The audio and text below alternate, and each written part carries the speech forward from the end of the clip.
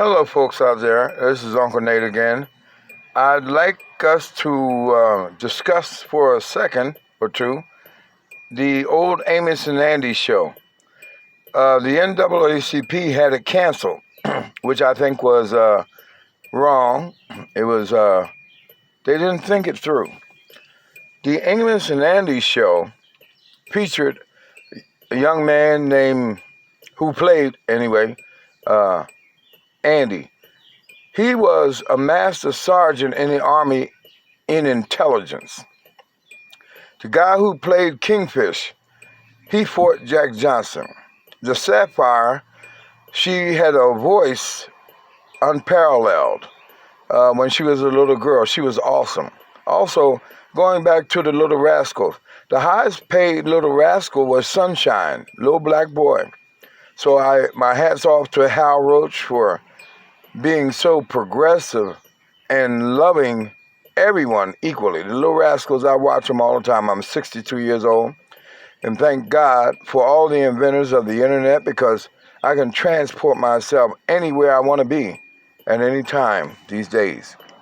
The Amos and Andy show depicted beautiful African American people who were in every line of business.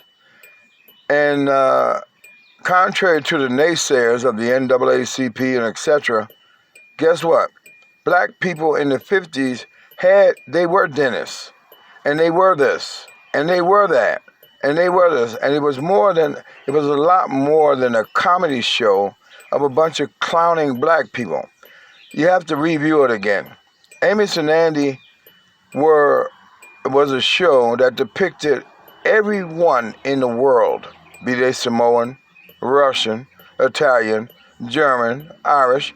Guess what? All those characters were all of us in this whole world because that's how people are. So I know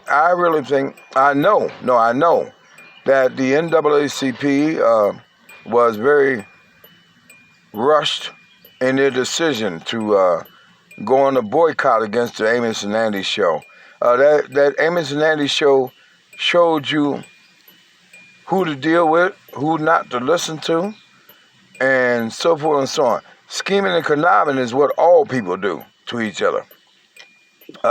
It was an all-star cast, and these people were brilliant in their comedic timing and so forth and so on. It was not a put-down. It definitely was not an African-American stereotype. I don't know where they got that from. But people, we have to forgive them. They don't know. But Amos and Andy, I look at it now. I wasn't born when it was aired, but I look at it now in retrospect, and I say, wow. I said, black people really need to look at this show to learn how to deal with other people, regardless of their complexion or regardless of their ethnicity, because that's exactly how people do each other.